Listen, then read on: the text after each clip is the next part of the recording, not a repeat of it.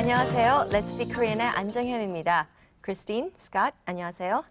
안녕하세요. 크리스틴입니다. 안녕하세요. Scott입니다.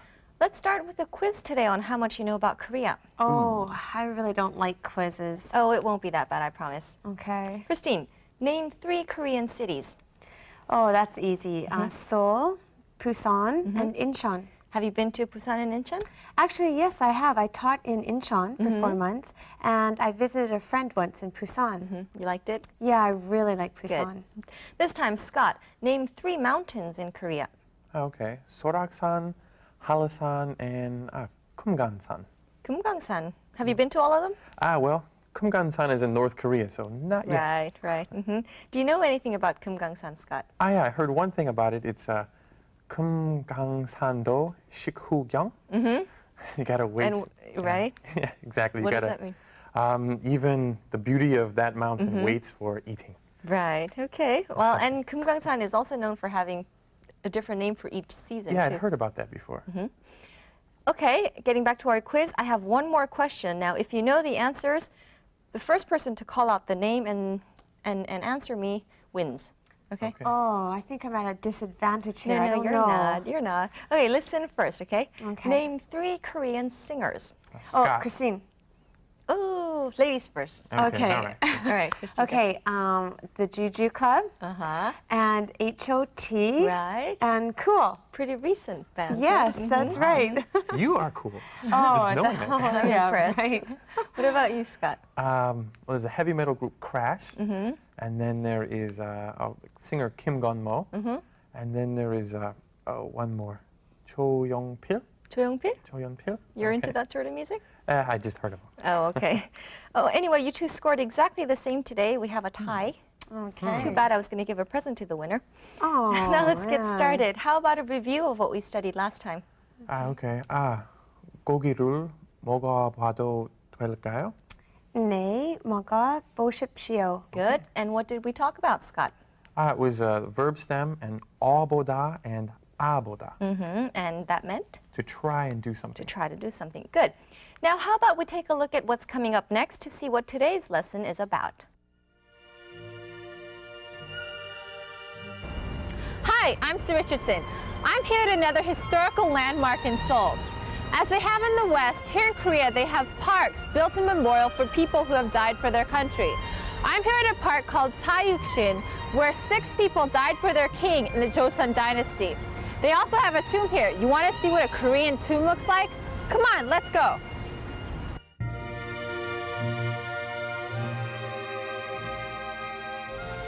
This place is named Sayukshin after 6 men who stood up for their king when a different ruler illegally tried to take over.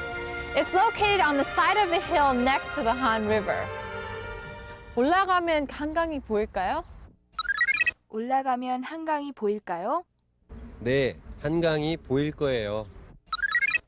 네, 한강이 보일 거예요. 남산도 보일까요? 남산도 보일까요? 네, 보일 거예요. 네, 보일 거예요. 올라갑시다. These are the tombs that I mentioned earlier. Different from in the West, they're round and large, aren't they? Of course, because they were special people, they are a little bit larger than usual. If you go right down this hill, there's the Han River, and from there you can even see Namsan. Even though these men died such tragic deaths, because of the good things that they did, they now rest in such a beautiful place. I don't know very much about Korean history, but one thing that I have learned is that even though at the time, if it didn't seem like the right thing to do, years later it can be proven to be a heroic deed.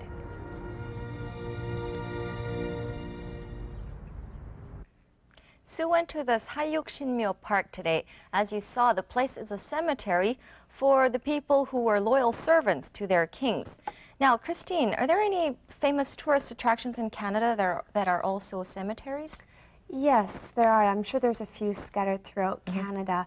They aren't cemeteries of royal servants, but there's a lot with showing people who served in the war. Right. And traditionally they look like there's lots of white crosses all lined up Right. throughout the cemetery. Right.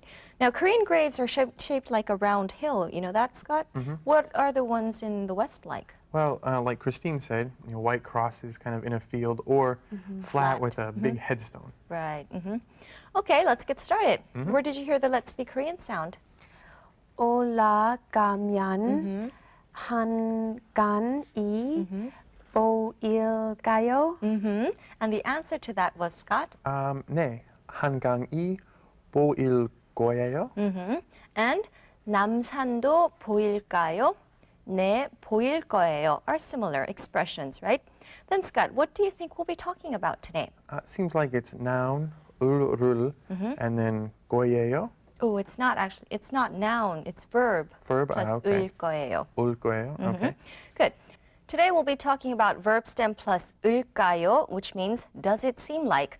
And the answer, verb stem plus 을 거예요, which means yes, it probably will. Okay, these are questions and answers that indicate guesses or predictions. Now, if you remember, we talked about verb stem plus 을까요 once before, and that was when we were talking about suggestions, shall we or shall I? Today, verb stem plus 을까요 that we'll be talking about would mean it's going to be about guessing, okay? Now, let me give you an example. Let's say we're looking at cloudy skies and wondering if it's going to rain in the afternoon. We can ask the question, does it look like it will rain today? By saying, 오후에 비가 올까요? Can you repeat that, Christine? 오후에 비가 올까요? Does it look like it will rain in the afternoon, right? And Scott, how would you answer that? 네, 올 거예요. 비가 올 거예요. 비가 올 거예요. Good. You guessed that it would probably rain, right? You can also give a negative answer by saying, no, it probably will not rain. We'll talk about that a little later. For now, let's listen to our native speakers for more examples. 옷, 이 옷이 맞을까요? 네, 맞을 거예요. 날씨. 날씨가 맑을까요? 네, 맑을 거예요. 떡볶이, 떡볶이가 매울까요? 아니요, 맵지 않을 거예요. Okay, let's practice with pictures now. In this picture, I see Christine went to a shoe shop. She's trying on some shoes, right? Now, Christine, how could you say in this situation, does it look like these shoes will fit? Okay. 이 구두가 맞을까요? Good. 이 구두가 맞을까요? Will these shoes fit me, or does it look like these shoes will fit? Then, how would the salesperson respond? Yes, they probably will fit. 네, 맞을까요? 네, 맞을 거예요. Right? Okay, let's take a look at our next picture. Looks like Scott has a stomach ache and he's thinking about going to the hospital, but it's only 8 o'clock in the morning. So Scott's wondering, 병원이 문을 열었을까요? 아니요, 아마 열지. 열지 않았을 거예요. Because it's too early in the morning, Right, a little bit too early. Here Scott used 아마, which means probably, and the negative guess ending, verb stem plus, 지 않았을 거예요. Maintaining good health has got to be the most important thing, right? Especially when you're so far away from home, Right. like you guys are. Definitely. Right. Anyway, that brings us to focus in. Why don't we all take a look?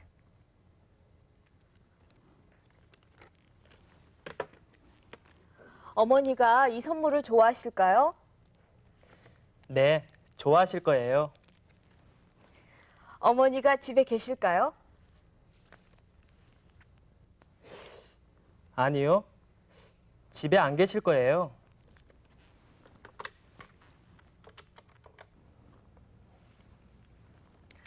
이게 맛이 있을까요? 네, 맛이 있을 거예요. 이게 짤까요? 아니요, 짜지 않을 거예요.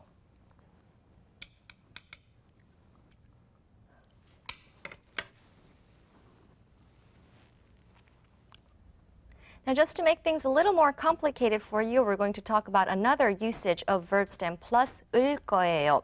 We can use this ending in questions and answers to talk about future plans. For example, 주말에 뭐 할 거예요? What will you do on the weekend?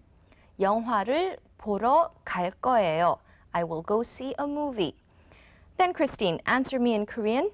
점심에 뭐 먹을 거예요? 비빔밥 먹을 거예요. I asked you what will you be eating for lunch and you said bibimbap, right? And Scott, 내일 집에서 쉴 거예요? Nope. 아니요. 등산 갈 거예요. I asked you whether you'll be taking a break at home and you said you were going mountain climbing. Good for you. Okay, remember that we have to raise the intonation for question and lower it for the answer, right? 거예요 and 거예요. Okay. All right, now we have Lisa coming up with Korea Alive. Let's take a look.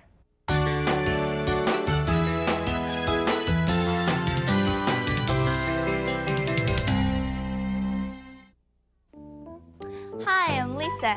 Today we're going to learn some interesting and commonly used expressions in Korea. So let's get started. 아휴, 죽겠다. What do I mean by 죽겠다? Well, I don't literally mean I'm gonna die, but I just mean, it's very hard or difficult. You might sometimes as well hear 힘들어 죽겠다 or 배고파 죽겠다. That means something is very hard work or you're starving to death. And of course, I'm exaggerating. All right, the next one is, have you ever heard the word 물과 기름? It means water and oil. This expression is used to describe the relationship between two people who just can't compromise. It's from the character of not being able to mix the oil and water together. And in Korea, it's usually used to describe the relationship between a daughter-in-law and mother-in-law. The relationship between the mother, who cares too much and is protective of her son, and the daughter-in-law is a long and common, never-solved problem. It's similar to the relationship between the mother and her son-in-law in the Western world, right?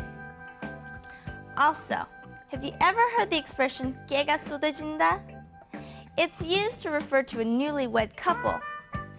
It refers to the scent of a loving relationship and the scent of a sesame seed. It's kind of like the expression, they're a storybook couple. Now try saying 깨가 쏟아진다 to someone who just returned from their honeymoon, and they'll probably be really surprised to see how great your ability in Korean is. All right, we heard some great expressions today. I think you should try to use all of them sometime, especially 아유 죽겠다. Okay? So I'll see you next time. Bye-bye. Thanks, Lisa. It's almost time to say goodbye, but before we go, let's not forget to review what we learned today. How about a conversation, guys? Okay, I'll start. 올라가면 한강이 보일까요? 네. 한강이 보일 거예요. Well done. Thanks, you too. Now it's time for us to say goodbye. We'll be back next time, though, so join us then. 안녕히 계세요.